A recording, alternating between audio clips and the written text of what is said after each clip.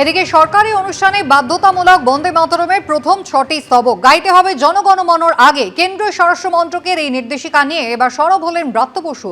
বললেন, বঙ্কিমচন্দ্রকে বড় করার নামে আসলে রবীন্দ্রনাথকে ছোট করা হয়েছে। পাল্টায় সুকান্ত মজুমদার বলছেন, বঙ্কিমচন্দ্রের সম্মান বাড়লে রবীন্দ্রনাথের সম্মান কম হবে, এ ধরনের কোনো সমীকরণ নেই।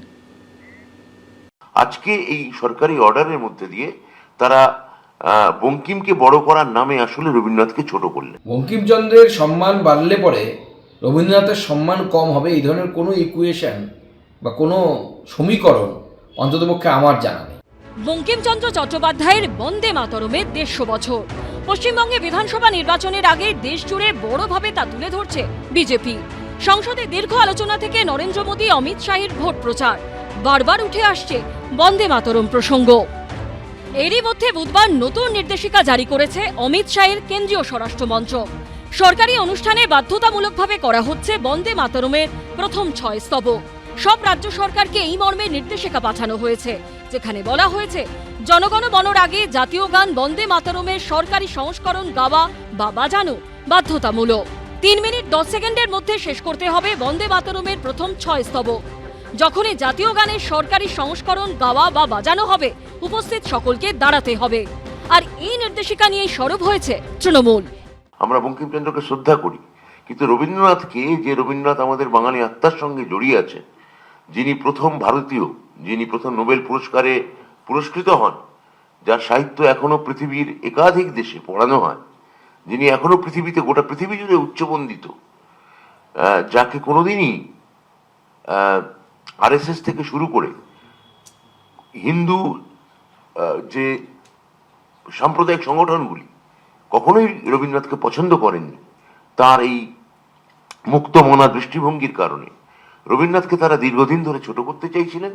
আজকে এই সরকারি অর্ডারের মধ্যে দিয়ে তারা বঙ্কিমকে বড় করার নামে আসলে রবীন্দ্রনাথকে ছোট করলেন। ব্রাত্যবাবু অর্বাচীনের মতো কথা বলছেন।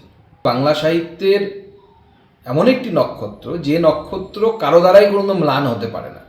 বঙ্কিমচন্দ্রকে শ্রদ্ধা দিলে অন্য কাউকে কি অপমান করা হয়? কোন মূর্খের মতো কথা বলছেন শিক্ষামন্ত্রী? বঙ্কিমচন্দ্রের সম্মান বাড়লে পরে রবীন্দ্রনাথের সম্মান কম হবে, এই ধরনের কোনো ইকুয়েশন বা কোনো সমীকরণ অন্ততপক্ষে আমার জানা নেই।